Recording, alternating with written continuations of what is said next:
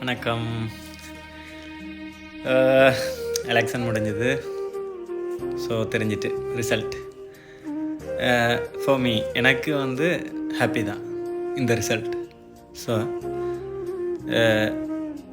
நான் எங்களை பற்றி, என்னுடைய மதத்தை பற்றி, என்னுடைய மொழியை பற்றி நான் பேசுகிறேன். ஸோ தமிழர்கள் யார், தமிழர்கள் எப்படியானவர்கள் எல்லாமே எல்லாருக்கும் தெரியும். இனிமேல் சொல்ல வேண்டிய தேவையில்லை. ஆனால் இங்கே என்ன நடக்குண்டா, தமிழ் அரசியல், தமிழ் தேசியம் என்ற ஒன்று ஒரு ஒரு ஒரு போர்வைக்குள்ளே நாங்கள் ஒரு கொஞ்சம் பேர் நிற்கிறோம்.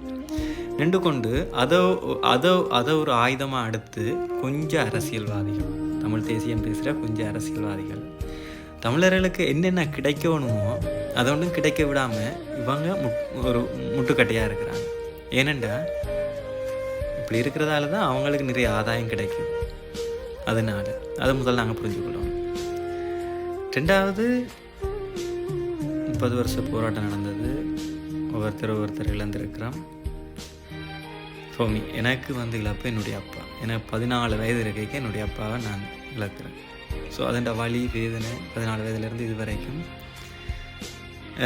கடந்து வந்திருக்க பாதை அவ்வளோ ஈஸியான பாதை இல்லை. நிறைய பெரிய கிடங்குகளும் நிறைய காரமான முள்ளுகளும் நிறைஞ்ச பாதையாக இருந்திருக்கு.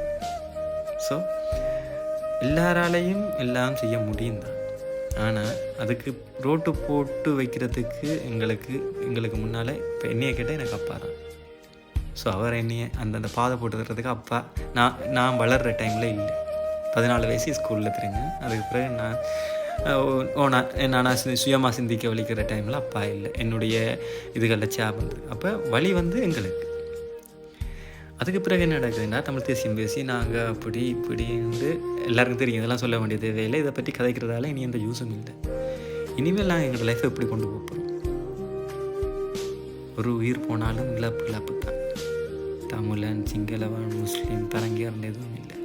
எல்லா மனிதர்கள், எல்லாருக்கும் ஒரே கலர் ரத்தம், எல்லாருக்கும் ஒரே மாதிரியான வழி தான் வரப்போகுது. ஸோ அதனால் இந்த பேரினவாதம் பேசி தமிழ் மக்கள் இந்த மண்டையை கழுவி அரசியல் செய்கிற அரசியல்வாதிகள் எங்களுக்கு வேண்டாம். நல்ல ஒரு படிப்பினை இது எங்களோட அரசியல்வாதிகளுக்கு, தமிழ் தேசியத்துக்கு. மக்கள் மக்களாகிய நாங்கள் என்னத்தை யோசிக்கிறோம்ன்றது உங்களுக்கு இப்போ காட்டியிருக்கோம். தயவு செய்து இப்போ வந்திருக்கிற தமிழ் அரசியல் எம்பிக்கு இனியாவது மக்களுக்காக கொஞ்சமாவது செய்யும். அள்ளி கொண்டு வரதில் ஒரு கொஞ்சம் சரி கிள்ளி கொடுங்க. பாவம், உங்களை நம்பி போட்டிருக்காங்க. அரசியலுக்கு எனக்கும் தூரம்.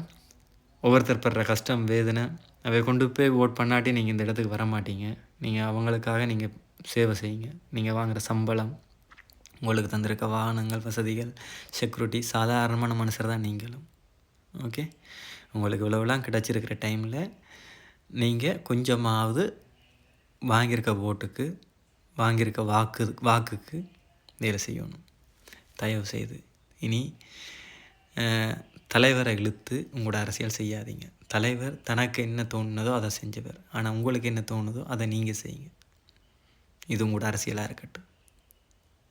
மக்களுக்காக நீங்கள் செய்கிற ஒரு அரசியல் போராட்டமாக இருக்கட்டும்.